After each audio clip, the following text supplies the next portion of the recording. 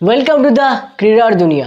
তো বন্ধুরা, আজকে আমাদের দ্বিতীয় টেস্টে শ্রীলঙ্কার বিপক্ষে আমরা প্রথমেই টস হেরে যাই এবং শ্রীলঙ্কা টস জিতে তারা ব্যাটিংয়ের সিদ্ধান্ত নেয় এবং তারা ব্যাটিংয়ের সিদ্ধান্ত নেওয়ার যথেষ্ট কারণ রয়েছে। সেই কারণটা আজকে তারা প্রমাণও করেছে। বন্ধুরা, তারা চেয়েছিল যে তারা টস জিতে ব্যাটিং করে প্রথমেই আমাদেরকে চাপে ফেলে দিবে, আর আমরাও আমাদের ফিল্ডাররাও এটার পুরো সুযোগ দিয়েছি যে তারা আমাদের চাপে ফেলুক, আমাদের কোনো সমস্যা নাই, তারা আমাদের চাপে ফেলুক, এরকম একটা বিহেভিয়ার, এরকম একটা ফিল্ডিং আমরা করেছি বন্ধুরা, যেখানে 13 রানের মাথায় প্রথমেই হাসান মাহমুদ একটা ব্রেক থ্রু এনে দিতে পারতেন। কিন্তু আমাদের মাহমুদুল হাসান জয় ওনার কাছে আসা ক্যাচটা ফেলে দিলেন। তারপরই বন্ধুরা আর আমরা উইকেটই ফেলতে পারলাম না। ওরা রান করে গেল আমাদের মাধুশঙ্কাকে। তো লাস্টে শেষে উনি যখন 50 করে ফেললেন বন্ধুরা, যখন উনি অর্ধশত রান পূরণ করলেন, তখন রান আউট হাসান মাহমুদের মাধ্যমে রান আউট করে ওনাকে প্যাভিলিয়নে আমরা ফেরাতে হলো।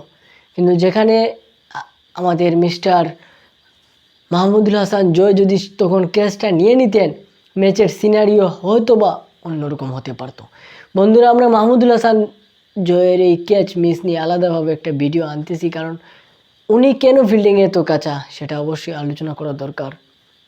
বন্ধুরা, এরপর অনেক সময় ধরে আমাদের বোলাররা কোনো উইকেট তুলে নিতে পারেনি।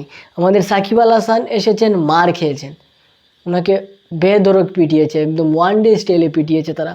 এমনকি কোনো বোলার সফল হতে পারছিলেন না এবং তারা এরপর 100 রানের উপরে আরও একটা পার্টনারশিপ করে।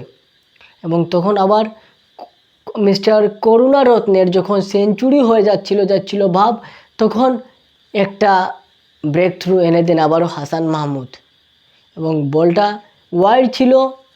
করুণারত্ন খেলতে গেলেন এবং ব্যাটার ইনসাইডে হয়ে স্টাম্পে আঘাত আনলো এবং তখনই 2 নম্বর উইকেটের পতন ঘটে। কিন্তু তাদের কাজের কাজ হয়ে গিয়েছে বন্ধুরা। 210 রানে 2 উইকেট, এটা তো তেমন কোনো কঠিন কোনো বিষয় নয় বন্ধুরা। 210 রানে 2 উইকেটে ফেলে আপনি কি করবেন, কারণ ম্যাচ অলরেডি চলে গিয়েছে। তো তারপরেও যদি আমরা কয়েকটা উইকেট টপাটপ তুলে ফেলতে পারতাম, তাহলে হয়তো বা কিছু হতো। কিন্তু তারপরেও আমরা আর উইকেট ফেলতে পারি নাই। আরও একটা 60 রানের পার্টনারশিপ, 50 রানের পার্টনারশিপ হলো, 53 রানের পার্টনারশিপ হলো, তখন সাকিব আল হাসান আরও একটা ব্রেক থ্রু এনে দিলেন এবং 263 রানে তাদের 3 উইকেট ছিল।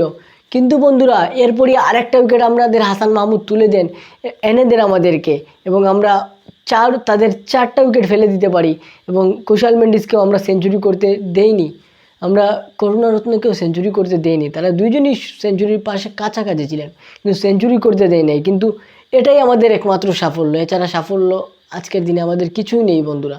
যেখানে 314 রান করে নিয়েছেন 4 উইকেটে শ্রীলঙ্কান ব্যাটসম্যানেরা, সেখানে আর কি বা করার থাকে। আর এজন্য বলবো আমি যে এটাই, যদি আগামীকালকে আমাদের বোলাররা কামব্যাক করতে না পারে, টপাটপ উইকেট ফেলে তাদেরকে 350 বা 400 এর ভিতরে আটকাতে না পারে, 400 এর ভিতরে আটকালেও মনে হয় না লাভ তেমন কিছু হবে। এখন ভাগ্য সহায়, কী বলেন আপনারা? আরও একটা টেস্ট হারার কি প্রস্তুতি নেব আমরা? অবশ্যই কমেন্টে জানিয়ে দেবেন। দেখা হচ্ছে নেক্সট ভিডিওতে। আজকের মতো বিদায়, ভালো থাকবেন, আসসালামু আলাইকুম।